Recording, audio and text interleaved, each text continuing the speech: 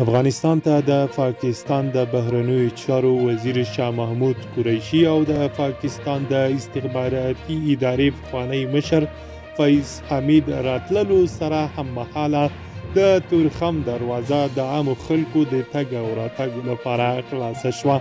دا چې د تورخم دروازه ولې پخوا نه خلاصېده او د پاکستان د بهرنیو چارو وزیر شاه محمود قریشي او د پاکستان د ISI استخباراتي ادارې پخوانی مشر شاه حمید فیض د څه لپاره افغانستان ته راغلي دي، ټول جزئیات په دې ویډیو کې وګورئ او زموږ چینل هم سبسکرایب کړئ.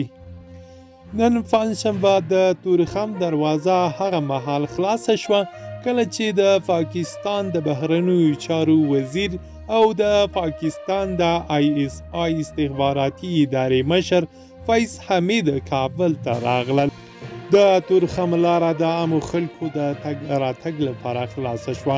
هغه کسان چې په تورخم کې ولاړ وو او انلاین ویزې ورسره پاکستان ته د تګ اجازه ورکړل شوې ده.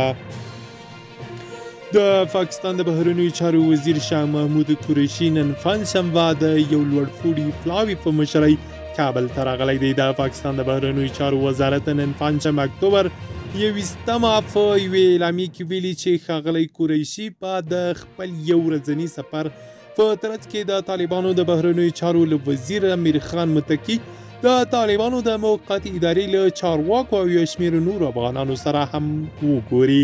یاد وزارت زیاته کړې چې د دواړو لورو خبرې به پر دوه اړخیزو اړیکو او په بېلابېلو برخو کې د همکارۍ زیاتوالو په لارو چارو وي. په بیان کې راغلي چې ښاغلی قریشي به د سیمې د سولې او ثبات برخه کې د پاکستان د نظر په اړه هم خبرې وکړي. د پاکستان د بهرنیو چارو وزارت په اعلامیه کې راغلي پاکستان د خپل یو نږدې ورور په شان تل د افغانستان تر څنګ پاتې شوی دی. پاکستان د کویت 19 د پروتوکول په اساس خپلې پولې د ځمکنۍ تګ راتګ او سوداګریزو فعالیتونو پر مخ خلاصې کړي دي. د افغانانو لپاره د ویزو اخیستلو په برخه کې اسانتیاوې رامنځته شوې دي. په اعلامیه کې راغلي چې پاکستان په وروستیو میاشتو کې له افغانستان سره بشري مرستې هم کړي دي.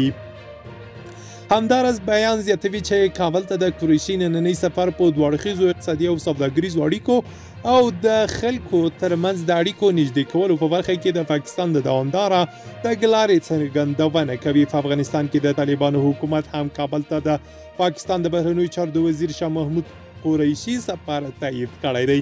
په کابل کې وختر دولتي خبري اژانس ویلي چې قریشي به د طالبانو د بهرنیو چارو له وزیر امیر خان متقي او نورو طالب چارواکو سره پر اقتصادي سوداګریزو او امنیتي مسایلو خبرې وکړي.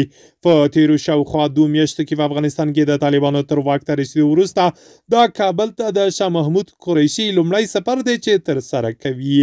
تر دې مخکې د پاکستان د ISI ادارې پخوانی مشر فیض حمید هم په یو نه اعلان شوي سفر کابل ته راغلی و.